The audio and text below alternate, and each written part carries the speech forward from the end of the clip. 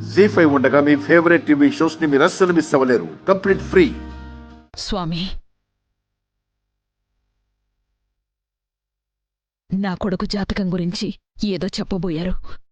ఏంటి స్వామి అది? నీ కొడుకు జీవితంలో ఎదురవుతున్న గండాలకి మూల కారణం అతను తాళి కట్టి పెళ్లి చేసుకున్న అతని భార్య.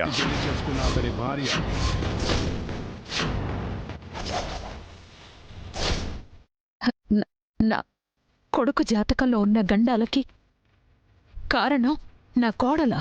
అవును, ముమ్మాటికి నీ కోడలే. కాని స్వామీజీ, నా కొడుకు జాతకంలో ఉన్న ఆపదల నుంచి వాణ్ణి కాపాడడం కోసమే ఆ అమ్మాయిని తీసుకొచ్చి నా కొడుక్కిచ్చి పెళ్లి చేశాం. అది మీరు చేసిన పెద్ద అపరాధం. ఆ కళ్యాణంతోనే నీ కొడుకు జీవితంలో మొదలైంది ఒక భీకరమైన కల్లోలం.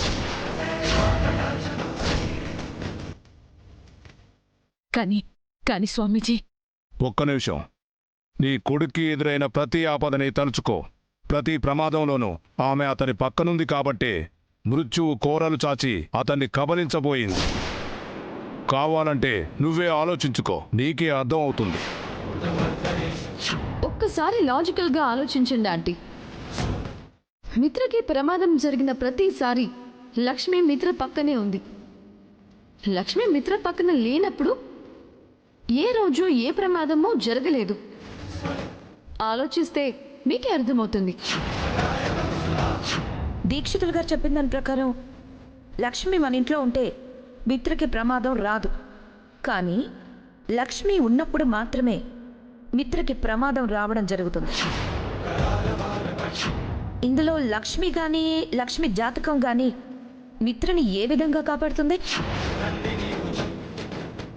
అవును స్వామీజీ, కానీ మాకు తెలిసిన దీక్షితులు ఒక ఆయన నా కొడుక్కి మార్కండేయ దోషం ఉందని, వాడి జీవితంలో గండాలు ముంచుకొస్తున్నాయని, వాడి జాతకానికి సరిపోయే చిరంజీవి లక్ష్మీ సౌభాగ్యవతి జాతకం ఉన్న అమ్మాయినిచ్చి పెళ్లి చెయ్యాలని చెప్పారు. కానీ మీరేమో ఇలా.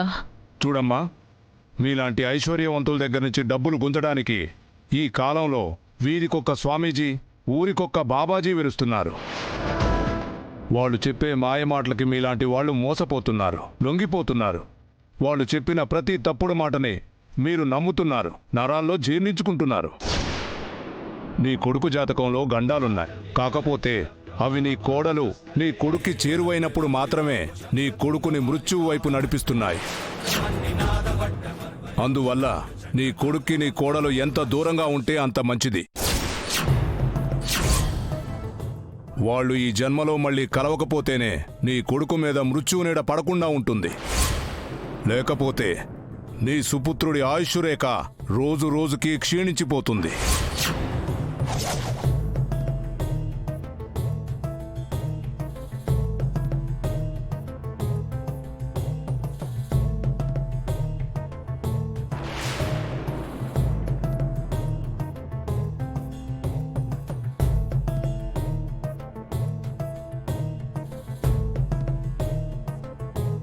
జీ5 యాప్ డౌన్లోడ్ చేసి అన్ని ఎపిసోడ్స్ పూర్తి ఉచితంగా చూడండి.